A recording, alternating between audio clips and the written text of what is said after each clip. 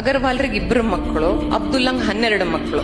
ಅಗರ್ವಾಲ್ ತುಂಬಾ ಯೋಚನೆ ಮಾಡ್ತಿರ್ತಾರೆ, ಮಕ್ಕಳಿಗೆ ಎಲ್ಲಿ ವಿದ್ಯಾಭ್ಯಾಸ ಕೊಡ್ಸೋದು, ಅವರ ಜೀವನ ಮಟ್ಟ ಎಷ್ಟು ಇರಬೇಕು, ಎಷ್ಟು ಕಷ್ಟಪಟ್ಟರು ಸಾಲದು ನನ್ನ ಮಕ್ಕಳನ್ನ ಚೆನ್ನಾಗಿಡಕ್ಕೆ ಅಂತ. ಅಬ್ದುಲ್ಲಾ ಆರಾಮಾಗಿರ್ತಾನೆ.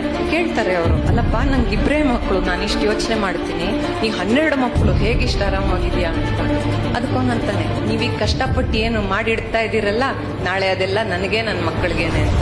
ಕಾಶ್ಮೀರದಲ್ಲಿ ಇದೇ ಆಗಿದ್ದು. ಇವ್ರುಗಳೆಲ್ಲ ಅಲ್ಲಿ ಇರುವಾಗಲೇನೆ ಮುಸ್ಲಿಂ ಬಾಂಧವರು ಅನ್ಬೇಕೋ ಸಹೋದರರು ಅನ್ಬೇಕೋ ಬಂದು, ನಾಳೆ ಈ ಮನೆ ನನಗೆ, ಈ ಮನೆಯ ಹೆಣ್ಮಗಳು ನನಗೆ, ಇಂಥವ್ರನ್ನ ನಾನು ಅನುಭವಿಸ್ತೀನಿ ಅಂತ ಹೇಳ್ಕೊಂಡು ಗುರುತು ಹಾಕೊಂಡು ಹೋಗಿದ್ದಾರೆ.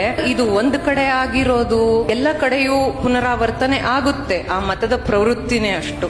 ಅದರಿಂದ ನಮ್ಮಲ್ಲಿ ಆ ಕ್ಷಾತ್ರ ಗುಣ ನಮ್ಮಲ್ಲೂ ಬರಲಿ, ನಮ್ಮನ್ನ ಆಳ್ತಾ ಇರೋರಲ್ಲೂ ಈ ಕ್ಷಾತ್ರ ಪ್ರವೃತ್ತಿಯೇ ಹೆಚ್ಚಲಿ ಅಂತ ಹೇಳಿ ನನ್ನ ಮಾತನ್ನು ಮುಗಿಸ್ತೀನಿ. ಧನ್ಯವಾದ.